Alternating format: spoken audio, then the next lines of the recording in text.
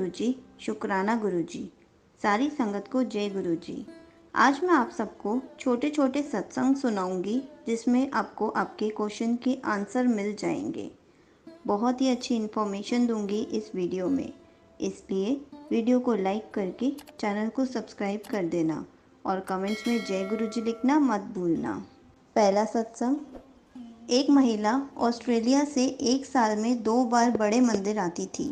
जब वो direct airport से कैब करके बड़े मंदिर जाने लगी, जैसे ही बड़े मंदिर पहुंची और कैब से उतरने लगी तो कैब के ड्राइवर ने उस महिला से पूछा, मैडम क्या मैं आपके साथ बड़े मंदिर में अंदर आ सकता हूँ?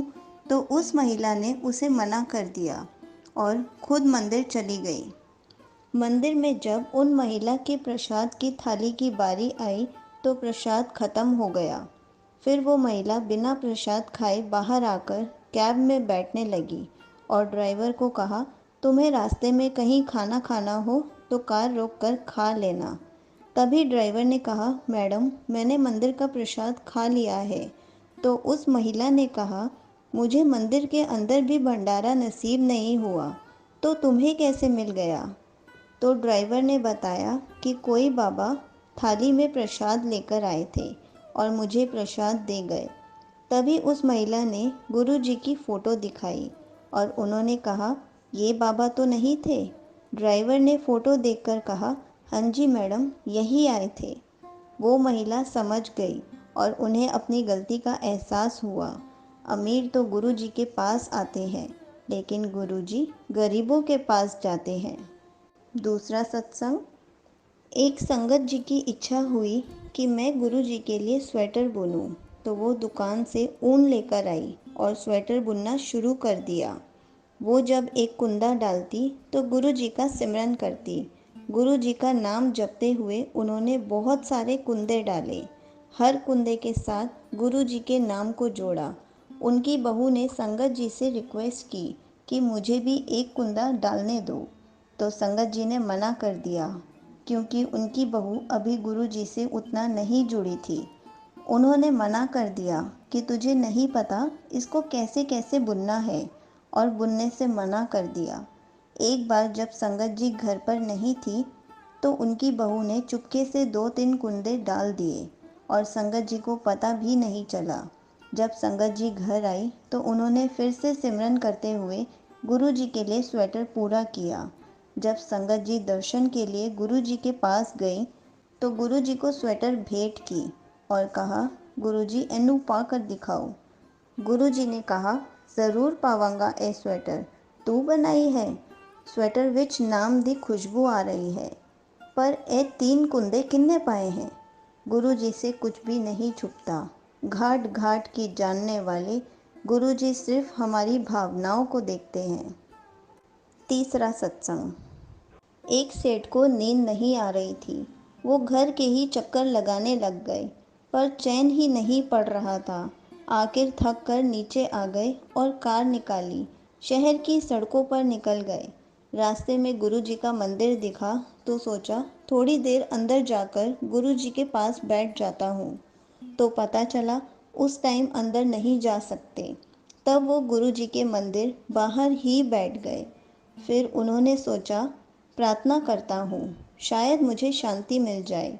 वो सेठ मंदिर के अंदर तो नहीं जा पाया, लेकिन जैसे ही वहाँ बाहर बैठा तो देखा एक संगत वहाँ पहले से ही बैठी हुई थी, पर उन संगत के उदास चेहरे और आंसू कुछ और ही कह रहे थे। सेठ ने उन अंकल से पूछा, इतनी रात को आप मंदिर के बाहर क्या कर रहे हो? अंकल जी ने कहा, मेरी पत्नी हॉस्पिटल में एडमिट है, सुबह उसका ऑपरेशन है, नहीं हुआ तो वो मर जाएगी और मेरे पास ऑपरेशन के पैसे भी नहीं हैं। उनकी बात सुनकर सेठ के पास उस टाइम जितने भी रुपए थे उन्होंने अंकल को दे दिए। अब वो गरीब अंकल के फेस पर चमक आ गई। सेठ ने अपना कार्ड भी दिया और कहा, इसमें मेरा फ़ोन नंबर भी है, अगर ज़रूरत पड़े तो मुझे कॉल कर देना। उन अंकल जी ने सेठ से कहा, मुझे आपका कार्ड नहीं चाहिए। उन्होंने उनको वो कार्ड वापस दे दिया और कहा कि मेरे पास आपका पता है, इस कार्ड की ज़रूरत नहीं है। सेठ ने आश्चर्यचकित होकर पूछा, किसका पता है अंकल जी आपके पास? क्या आप मुझे जानते हो? तो उन गरीब अंकल ने सेठ जी से कहा, जिसने आपको रात को 2:30 बजे मेरे पास भेजा है, मेरे पास उनका नंबर है। इतने अटूट विश्वास से कार्य पूरे हो जाते हैं। घर से जब भी बाहर जाएं तो अपने घर में विराजमान गुरु जी से ज़रूर मिलकर जाएं, और जब लौट कर वापस आएं तो उनसे ज़रूर मिलें, क्योंकि उनको भी आपके घर लौटने का इंतज़ार रहता है। घर में ये नियम बनाइए कि जब भी आप घर से बाहर निकलें तो गुरु जी के पास 2 मिनट खड़े रहकर बोलें कि गुरु जी चलिए, आपको मेरे साथ ही रहना है। ऐसा बोलकर निकलें, क्योंकि आप भले ही लाखों की घड़ी हाथ में क्यों ना पहनते हों, पर समय तो गुरु जी के हाथ में ही है। चौथा सत्संग। एक छोटे बच्चे ने गुल्लक के सारे सिक्के निकाले और उसको इकट्ठे करके पॉकेट में रख लिया और घर से निकल पड़ी। पास में ही केमिस्ट की शॉप थी और सीढ़ियाँ धीरे धीरे चढ़ गई और काउंटर के सामने खड़े होकर बोल रही थी, पर छोटी बच्ची किसी को नज़र ही नहीं आ रही थी और ना ही उसकी आवाज़ पर कोई गौर कर रहा था। सब बहुत बिजी थे। दुकान के मालिक का कोई दोस्त बाहर देश से आया हुआ था, वो भी उनसे बात करने में बिजी थे। तभी उस बच्चे ने पॉकेट से एक सिक्का निकालकर काउंटर पर फेंका। सिक्के की आवाज़ से सबका ध्यान उसकी तरफ गया। उस बच्चे की तरकीब काम आ गई। दुकानदार बच्चे के पास आया और प्यार से पूछा, क्या चाहिए बेटा? बच्चे ने अपनी पॉकेट से सारे सिक्के निकालकर अपनी छोटी सी हथेली पर रखी और बोली, मुझे चमत्कार चाहिए। दुकानदार समझ नहीं पाया। उसने दोबारा पूछा, बेटा क्या चाहिए? वो फिर से बोली, मुझे चमत्कार चाहिए। दुकानदार हैरान होकर बोला, बेटा यहाँ चमत्कार नहीं मिलता। बच्चे ने कहा, आपके यहाँ दवाई मिलती है तो चमत्कार भी यहीं मिलेगा। दुकानदार ने कहा, बेटा आपसे ये किसने कहा? बच्चे ने विस्तार से बताना शुरू किया, मेरे भैया के दिमाग में ट्यूमर हो गया है। पापा ने मम्मी को बताया है कि डॉक्टर 4 लाख रुपए बता रहे थे। अगर समय पर इलाज नहीं हुआ तो कोई चमत्कार ही बचा पाएगा और कोई संभावना नहीं है। वो रोते हुए माँ से कह रहे थे, हमारे पास कुछ बेचने को भी नहीं है, ना कोई ज़मीन है, ना जायदाद है और ना ही कोई जेवर है। पहले ही सब इलाज में ख़त्म हो गए हैं। दवाई के पैसे भी बड़ी मुश्किल से जुटा पा रहे हैं। वो मालिक के दोस्त जो बाहर देश से आए हुए थे, वो आकर बच्ची के पास बैठे और पूछे, अच्छा ये बताओ, चमत्कार खरीदने के लिए कितने रुपए लाई हो? बच्चे ने अपनी मुट्ठी से सारे रुपए उनके हाथों में दे दिए। उन्होंने वो रुपए गिने, 21 रुपए 50 पैसे थे। वो व्यक्ति हंसा और उस बच्ची से बोला, तुमने चमत्कार खरीद लिया, चलो मुझे अपने भाई के पास ले चलो। वो व्यक्ति जो उन केमिस्ट के दोस्त थे, अपनी हॉलीडेज़ में भारत आए थे और न्यूयॉर्क के प्रसिद्ध न्यूरोसर्जन थे। उन्होंने उस बच्चे के भाई का इलाज 21 रुपए 50 पैसे में किया और उस बच्चे का भाई ठीक हो गया। गुरुजी ने थोड़ी देर में बोले, ले घूम आया अमेरिका। तेरी पोती ने पिंक ड्रेस पहनी है और तेरी धी किचन में ब्रेकफास्ट बना रही है। गुरुजी ने ये तक बताया कि आंटी जी की बेटी ने क्या पहना है और क्या बना रही हैं। गुरुजी ने अमेरिका का वेदर भी बताया और घर की वॉल्स के क्या कलर्स हैं वो भी बताया। फिर गुरुजी ने कहा कि अपने घर में फ़ोन करके पूछ ले।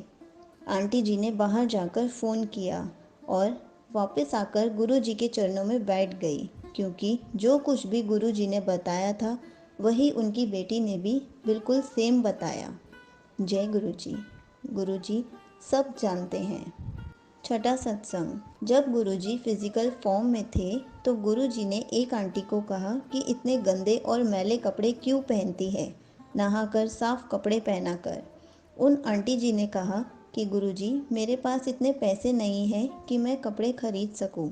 गुरुजी ने कहा, क्यों आंटी, कपड़े कितने के आएंगे? 2, 3, 4, 6, 9, 8। और ये सुनते ही आंटी वहाँ से भाग गई। तो वहाँ पर एक संगत जी ने पूछा, गुरुजी ये भाग क्यों गई? तो गुरुजी ने कहा कि ये उसका स्विस बैंक का अकाउंट नंबर है, उसको बता रहा था। अब उसके बैंक में कितने पैसे हैं ये बताने ही वाला था तो वो भाग गई। 7वां सत्संग। गुरुजी हमेशा कहते थे, दो जने नाल बैठे होवंगे, फ्रेग्रेंस एक नू आएगी, दूजे नू नहीं, क्योंकि ए मेरे उत्ते है, किन्नू देनी है ते किन्नू नहीं। गुरु जी के शरीर से निकलने वाली खुशबू उनकी इच्छा के अनुसार निकलती है। गुरु जी के अनुसार ये भी एक तरह का प्रसाद था, जिसे पाने वाला उसे कहीं भी पा सकता है, चाहे वो मंदिर हो या घर हो। 8वां सत्संग। सत्संग में इधर उधर देखते रहते हो, कौन कब आया है, किसने क्या पहना है। फिर सोचते हो, हम तो इतने सत्संग में जाते हैं, हमें तो गुरु जी का कोई जवाब ही नहीं मिलता। और कहते हो, गुरबानी में दिल नहीं लगता। लगेगा भी कैसे? तुमने सत्संग में आकर भी अपने आप को फ्री नहीं किया है, जो गुरु जी तुमसे बात कर पाएँ, तुम्हें तुम्हारे कुछ सवालों के जवाब दे पाएँ। जल प्रसाद और चाय प्रसाद लेने के बाद तुम्हारी आंखें खुली ही रहती हैं, तुम्हें कुछ भी हासिल नहीं होगा ऐसे। क्या तुम 2 घंटे भी मेरे लिए नहीं निकाल पाते हो? गुरु जी के घर से कुछ हासिल करना है तो कहना मानो, अपने मोबाइल नाम के यंत्र को बंद कर दो या उसको बिल्कुल अनदेखा कर दो। आज के बाद सत्संग में और गुरबानी में आंखें खुली हुई ना हो, यही तो इम्तिहान है। उनका साथ छोड़ दो जो गुरु के वस्त्र से लेकर सजावट तक दिखाते हैं। लोगों के कपड़ों में क्या है? मेरे दर्शन करने आए हो, ये लोगों के कपड़े क्यों देखने लग जाते हो?